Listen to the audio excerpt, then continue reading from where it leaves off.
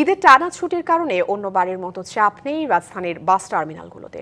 স্বস্তি নিয়ে ঢাকা ছাড়ছেন কর্মজীবীরা। তবে মহাসড়কে চাপের কারণে বাস আসতে দেরি হচ্ছে কিছুটা। এদিকে বেশি ভাড়া নিলে প্রয়োজনে বাসের রুট পারমিট বাতিল করা হবে বলে জানিয়েছেন সড়ক পরিবহন ও সেতু মন্ত্রণালয়ের সচিব। পরিবার পরিজনের সাথে ঈদের আনন্দ ভাগাভাগি করে নিতে গ্রামে যাচ্ছেন মানুষ। তবে ঢাকার বাস কাউন্টারে তেমন একটা চাপ নেই, তবে আছে সূচি বিপর্যয়। বাড়তি ভাড়া নেওয়ার অভিযোগ নেই, তবে সড়কপথে যানজটের কারণে বাস আসছে না ঠিক সময়ে।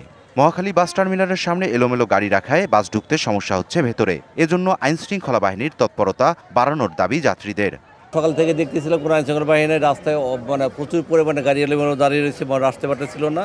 রাস্তায় দেখা যাচ্ছে জ্যামের কারণে টাইমলি আসতেও পারছে না। একনল হ্যান্ড ওয়াশ 100% প্যারাবেন ফ্রি, তাই নিরাপদ হাতের জন্য আস্থা রাখুন একনলে। এইজন্য আমাদেরকে লাইনে দাঁড়িয়ে ওয়েট করা লাগছে আর কি। বাট টিকিট পাওয়ার পরে দিয়েও আমাদের অলমোস্ট 40 মিনিটসের মতো ওয়েট করতে হচ্ছে, কারণ আমাদের যে গাড়ির নাম্বার ওই গাড়িটা এখনো এসে পৌঁছায়নি। আগে যেরকম দাম ছিল এখন ঠিক সেরকমই, কোনো দাম ভাড়া বাড়ানো হয় নাই।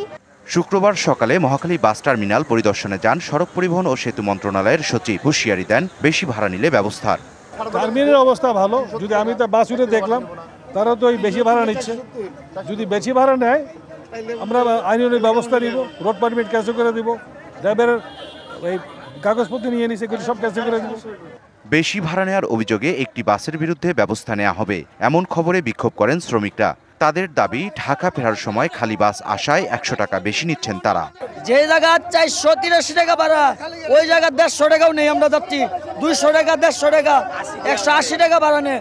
আর ওখানে ঈদের বাজার আমরা যদি 100 টাকা বেশি নিতে পারি তাহলে কি করবো? আমরা 100 টাকা আমরা খরচ দিতেছি, আইতে সময় খালি আইতে হয়, আমাদের গাড়িটা তেল নিতে হয়, মালিকের গ্যাস দিতে হয়, আমার বেতন নিতে হয়, আমার কি বেচ চলবো না মামা? আজকের অনুযায়ী আমরা 100 টাকা বেশি নিতেছি, আর ঈদের টাইমে 100 টাকা তো বড় কিছু না।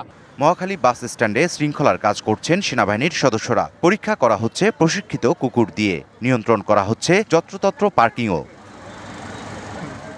ইকবাল অনিক, ডিবিসি নিউজ, ঢাকা।